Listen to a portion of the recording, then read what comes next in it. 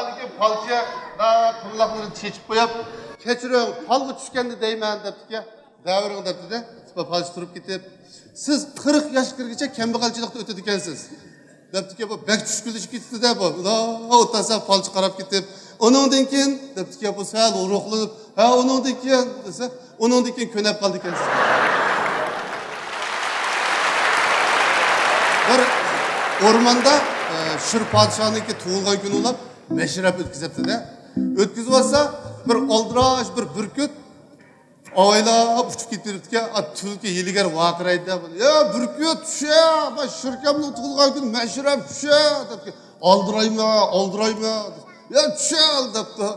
Şola tülki yüzgilenme şunda alı çüsse. Abdama bürkütma, şu kuşlarının padişahı ya şirkemnin konularken bir neşe depti de. Bu bürküt aldıraydı ben arak bunda dep göpleşipti. Ma yolvasken bir neşe deydi dep göpleşipti. Ma iyikemnin konularken dep şurum işip bürküt hakkıdanmaz. Hep aldıraydım ben.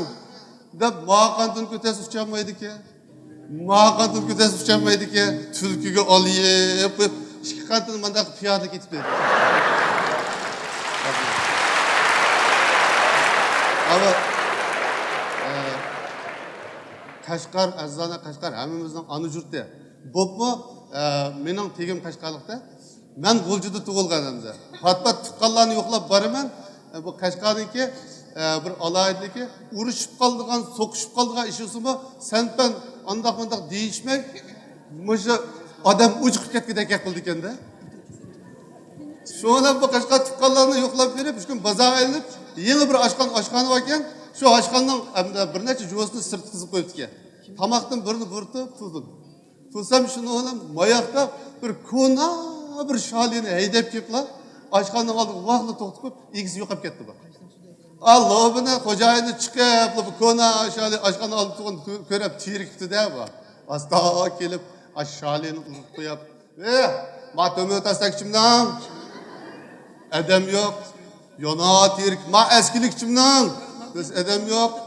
Hazır terik bilgisini tapanmayı olsa o şalinin şoförü çavuşunun öz aldığın birinden ipla çıkıp da ilk şalinin işinin içip guplu kirip ketip koptu da içine.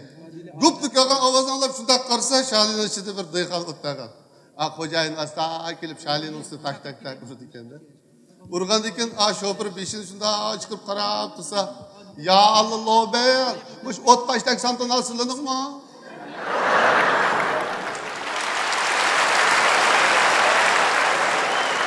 Bu sının neme degen begam adam manda kımmet nasıl üve kopup ensirmeydiğen. Bu da mayan taraf ötep kalsınız aşkanın işik toğutup koyan bizden balık aylap koydu.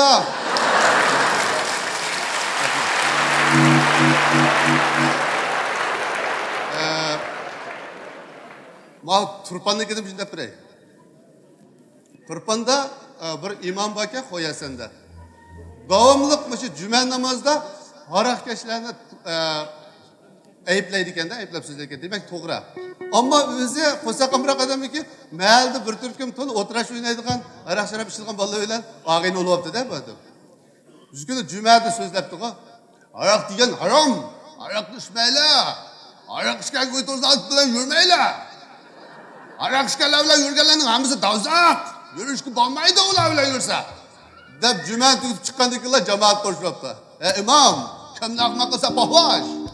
Arak keşfilen yürüsü olmaydı dense, özden arak keşfilen yürüsü çöndürakına. Desi imam turup gitip, arak keşfilen yürüsü olmaydı, bırak koytuzlarının sayılarının katılığı. Arkadaşlar.